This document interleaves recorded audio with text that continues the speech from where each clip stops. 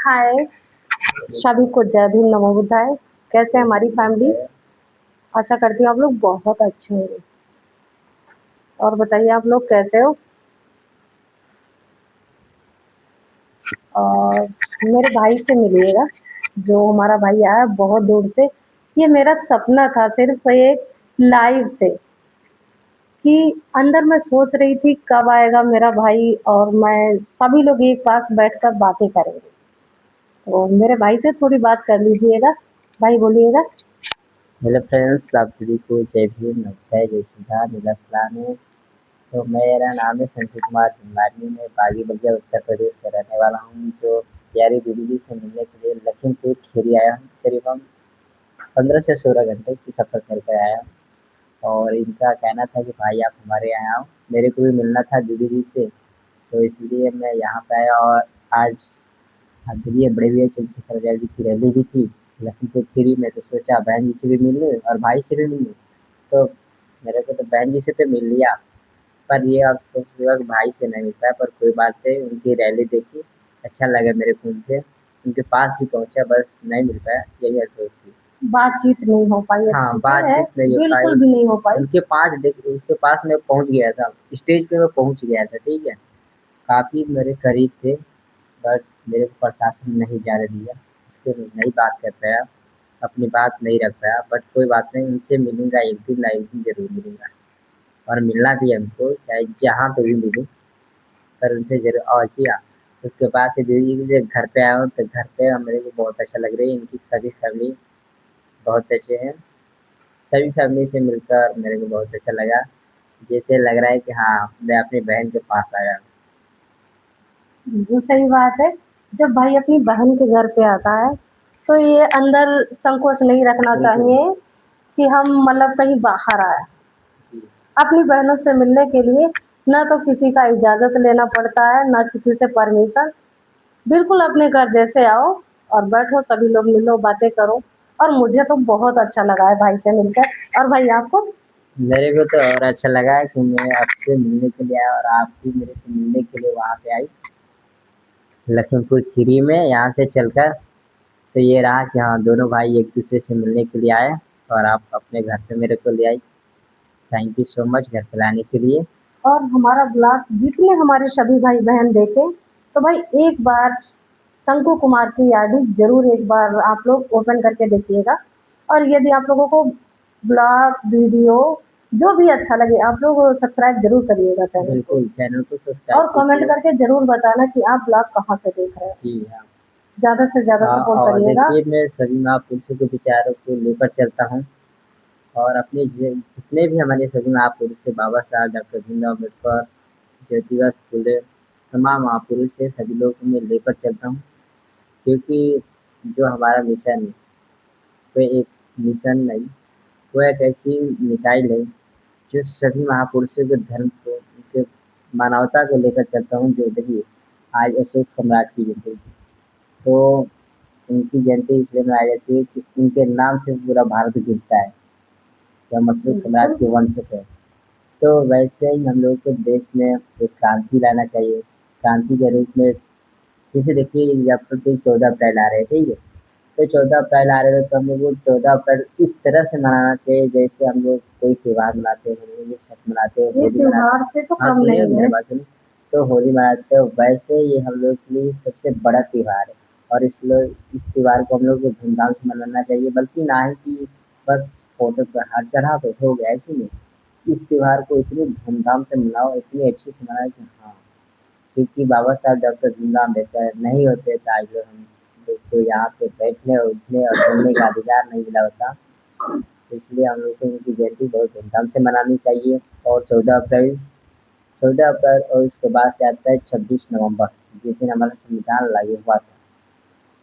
संविधान हमारा तो लागू हुआ था 26 जनवरी 1950 में, बट बनकर जब तैयार हुआ तो उसी का संविधान दिवस के रूप में मनाया जाता है दोस्तों। तो इसलिए हम लोग को 26 नवंबर, 26 जनवरी और 14 अप्रैल इन सभी को मनाना चाहिए अच्छे से।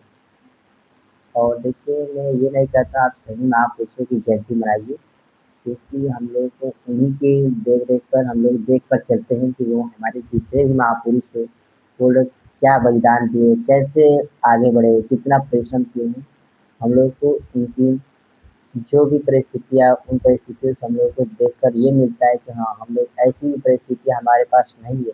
क्योंकि देखिए जो एक नाम उनका दशरथ माली, जो पहाड़ तोड़कर रास्ता बनाए हैं, उनको लोग पागल कहते थे। वो अपनी उनकी पत्नी मर गई थी, उसी पहाड़ के चक्कर में उनको घूमकर जाना पड़ा था हॉस्पिटल। तो उनको ये लगा कि नहीं, इस पहाड़ की वजह से मेरी पत्नी मर गई, तो वो छेनी हथौड़ी, उस समय जेसीबी नहीं थी कि एक दिन में ले जाओ और तोड़ दो। वो छेनी हथौड़ी से करते करते मतलब पूरी जिंदगी लगा दी उसके बाद से उसने रास्ता बनाने। तो उनसे यही सीख मिलती है कि अगर जो तुम ठान लो तो मंजिल तुम्हारे कदम चूम लेती है। अगर जो तुम ठान लो तो मंजिल तुम्हारी कदम चूमती है दोस्त। अगर खुद पे विश्वास हो तो एक बार मेहनत करके देखो और रंग जरूर लाएगी। क्योंकि सफलता एक ऐसी सीढ़ी है जो मेहनत की दरवाजे से ही खुलती है। मेहनत की दरवाजे से ही खुलती है और मेहनत की दरवाजे इतनी कठोर होती है कि हर कोई बर्दाश्त नहीं कर सकता। हाँ, मानता हूँ कि मेहनत करने में कुछ टाइम लगते, कुछ वक्त लगते, कुछ साल लगते, पर वो हमेशा सफल होता है। ये नहीं कि सफल नहीं होता, कभी कभी किसी लोग का सफल नहीं होता, ये भी मानता हूँ। बट उससे हम लोगों का एक सीख मिलता है कि उससे एक सीख इसलिए मिलता है कि हम लोगों को कितना परिश्रम किए हैं, इससे क्या हम लोग को लाइफ में बदलाव आएगा, हर चीज़ देखने को मिलता है दोस्तों। तो ये सब इसलिए सही में आपको उसी के विचार पे चलना चाहिए, हम लोग को उन्हीं से सीखना चाहिए, ना कि देवी देवता इन लोग से नहीं। क्योंकि महापुरुष हम लोग को बलिदान दिए हैं। देखो जैसे डॉक्टर एपीजे अब्दुल कलाम थे, जिन्होंने मिसाइल बनाया, अमेरिका से जाकर भारत पे रुकी, आज मिसाइल जो बनाए हैं डॉक्टर एपीजे अब्दुल कलाम के लिए हैं। कि आज यहाँ पर मिसाइल चल रही है, हमारी बम चल रहा है। तो इसलिए सभी महापुरुषों के विचार पे आप लोग चलिए, उनकी योगदान देखिए कि वो लोग क्या क्या किए हैं, उन्हीं के विचार पे चलना चाहिए दोस्तों, मेरा यही मानना है। और आप लोगों को जैसी राय हो आप लोग कमेंट में बताइएगा। तब तक के लिए जय भीम, नमस्ते, जय श्री राम, जिला सलामी। तो ये ब्लॉग कैसा लगा मेरा भाई, मतलब कुछ गलत तो नहीं बोला है। और यदि आप लोगों को कुछ समझ में आया हो तो कमेंट करके जरूर बताना बिल्कुल कि भाई मेरा बिल्कुल सत्य बात बोला है, क्योंकि संविधान से ही सब कुछ जी। है और ना। देखिए संविधान से बढ़कर कुछ नहीं है। जो जाति धर्म लोग कहते हैं, तो जो हमारा संविधान है वही हम चीज़ को हक अधिकार देता है। हर चीज़ अपनी जात की बात रखने के लिए, अपने धर्म की बात रखने के लिए, धर्म देखिए धर्म कोई भी हो, हमें संविधान इजाज़त देता है कि हम हर धर्म की प्रचार कर सकते हैं, हर धर्म स्वीकार कर सकते हैं। तो हम लोग को सबसे बढ़कर संविधान है, सबसे ऊपर संविधान है, क्योंकि संविधान से ही देश चलता है। और संविधान जो लिखे बाबा साहेब डॉक्टर भीमराव अम्बेडकर, उनकी कृपा है कि आज इतना खूबसूरत संविधान है जो भारत की नहीं पूरी दुनिया का सबसे बड़ा लिखित और बड़ा संविधान है। तो इसलिए इस संविधान और संविधान बनाने वाले बाबा साहब जी को हम लोग को हमेशा याद रखना चाहिए कि इतनी कठिन परिस्थितियों में से वो निकल कर इतना सुंदर संविधान बना दिए कि कोई नहीं बना सकता। हाँ देखिए, ये नहीं है कि देखिए वो हर एक देश से लिया गया है, हर एक देश से चुना गया, बट ऐसे ऐसे पॉइंट चुना गया कि हम लोग को इसकी आज़ादी, मौलिक अधिकार जो नहीं थे, मौलिक अधिकार सबसे ज़्यादा हम लोग को मिली है। तो मौलिक अधिकार में ये कहता है कि आप किसी भी जात, किसी भी धर्म, किसी भी लिंग, आप कोई भी चीज़ हो आप अपना सकते हैं, क्योंकि आप में इसमें कोई रोक टोक नहीं है। ठीक है, और नहीं कोई आपको कभी मना कर सकता है। आपकी मर्जी है, आप कैसे भी रहो, ये सब हमको इजाज़त संविधान देता है। तो इसलिए हम लोग को संविधान का सम्मान करना चाहिए, बाबा साहब जी का सम्मान करना चाहिए। बिल्कुल सही बात है, बिल्कुल बात सही है कि संविधान का ही।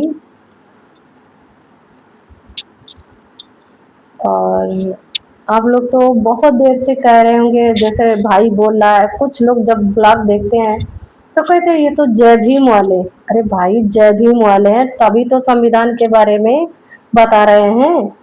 देखो मैं बता दूं, जय भीम वाले वो नहीं होते कि सिर्फ कॉलोनी चमार हो। जय भीम हम वो लोग कट्टर चमार है। सुनो कट्टर तो तुम्हारे ऐसे जय भीम वो बोलते हैं जो अज्ञानता इन पाखंडवाद पे विश्वास नहीं करते, जो विज्ञान पे विश्वास करते हैं, फिर सभी महापुरुषों पे विश्वास करते हैं, उनको पता है कि शिक्षा वो शेरनी का दूध है जो जितना पिएगा उतना धाड़ेगा। तो इसलिए बाबा साहब का नारा लगता है जय भीम। जय भीम का मतलब आप शिक्षित हो, आप ज्ञानी हो, आपके पास विचार है गलत और सही समझने का, तो जय भीम किसे बोलते हैं।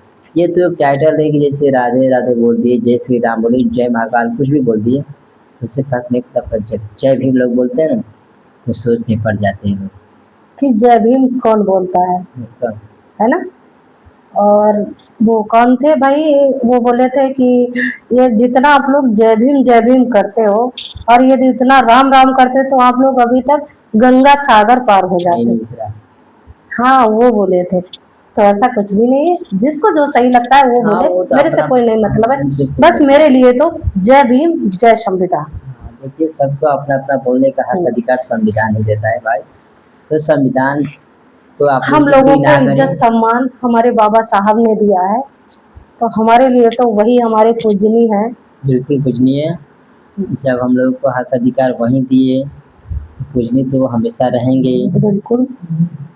देखो यहाँ पे भगवान को भी संविधान के आगे झुकना पड़ा, भगवान को माता भी पिता से बड़ा कोई सुनो भगवान है सुनो ही सुनो, नहीं। न्याय भी भगवान को संविधान से मिला। जब राम मंदिर की स्थापना होने थी तो कोर्ट की इजाज़त ली गई, और कोर्ट किसकी डायरी से चलता है, संविधान के अनुसार चलता है।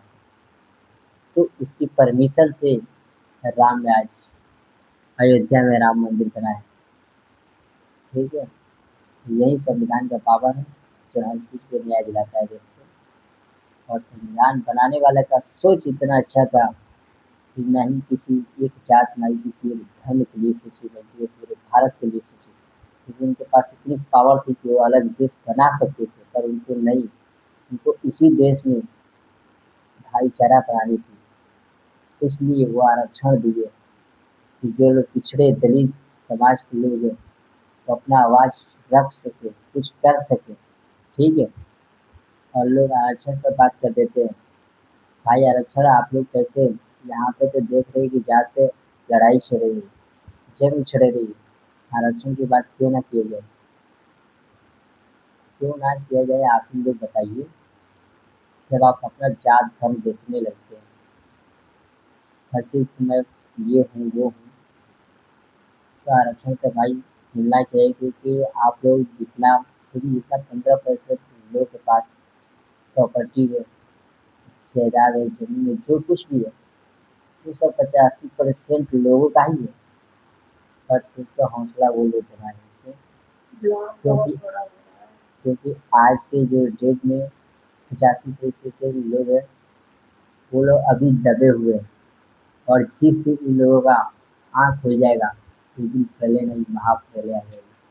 और इसमें एक और मतलब कहावत आई है कि लोग कहते हैं कि शंकर भगवान जी की तीसरी आँख खुलेगी तो प्रलय आएगा। मेरा कहना है कि जिस दिन 85% लोगों की आँख खुल जाएगी उस दिन प्रलय नहीं महाप्रलय आ जाएगा। तो बाय बाय, क्योंकि बड़ा ब्लॉक हो रहा है, तो फिर मिलते हैं। जय हिंद जय श्री राम। और भाई ब्लॉग कैसा लगा आप लोग कमेंट करके जरूर बताना।